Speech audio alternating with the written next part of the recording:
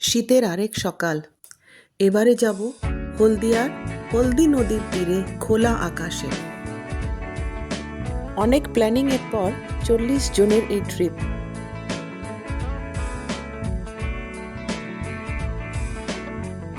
মাঝ রাস্তায় tea break, আর তার কিছুক্ষণ পর আমরা পৌঁছে গেলাম নদীর তীরে খোলা আকাশে। বিরাট এরিয়া জুড়ে এই রিসর্ট, তাতে ছড়িয়ে ছিটিয়ে আছে বিভিন্ন নামের বিল্ডিং আর বিভিন্ন রেটের রুম।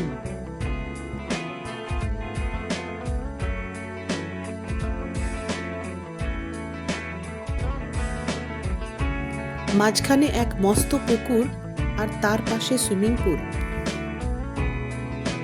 পৌঁছানোর সাথে সাথেই আমরা চা আর স্ন্যাক্স খেয়ে বেরিয়ে পড়লাম প্রপার্টিটা ঘুরে দেখতে।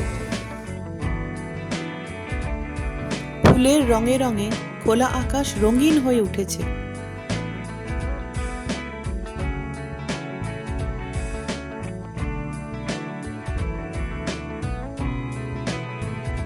আর এরপর চলে এলাম লাঞ্চের দিকে। আমি যদিও খুব একটা ভোজন রসিক নই, তবে এই লোভনীয় খাবার দেখে কি আর নিজেকে সামলানো যায়?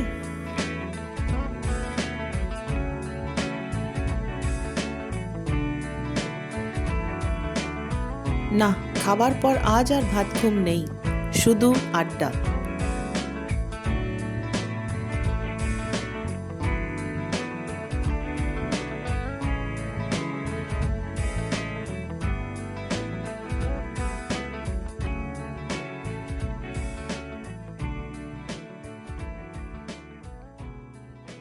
বিকেলটা ভারী সুন্দর।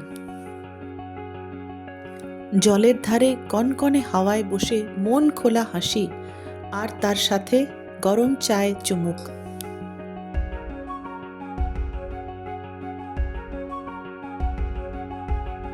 আজ আর কোনো তাড়াই নেই।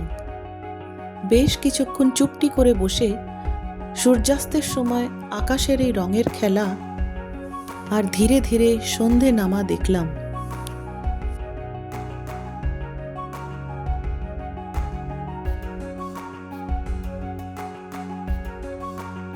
এই দাদার কাছে ভ্যারাইটিস চা, সকলেরই আমাদের 2-3 কাপ হয়ে গেল। উৎফুল্ল মন আর বাঁধন ছাড়া হাসি। আর এরপর আসল আকর্ষণ, লোকসঙ্গীত আর বাঁশি।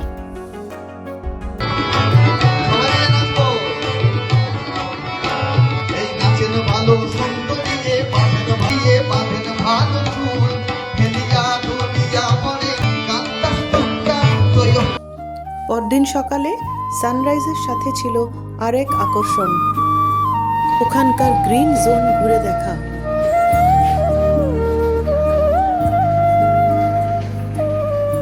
অর্গানিক শাকসবজির চাষ।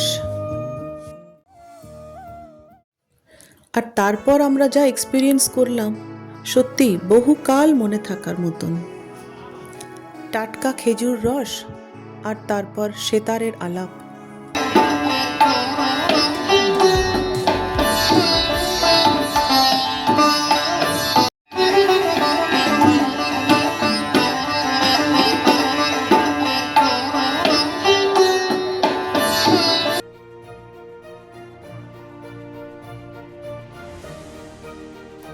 ব্রেকফাস্টের পর আবার জমিয়ে বসে গল্প আড্ডা।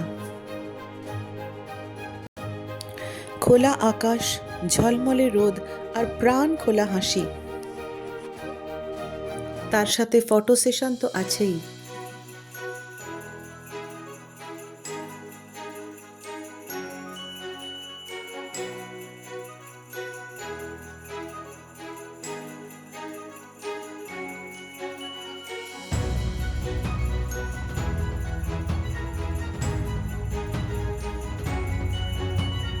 নাচ, গান আর হই হুল্লোড়ের মধ্যে কখন যে সকাল থেকে দুপুর হয়ে গেল বুঝতেই পারলাম না আমরা।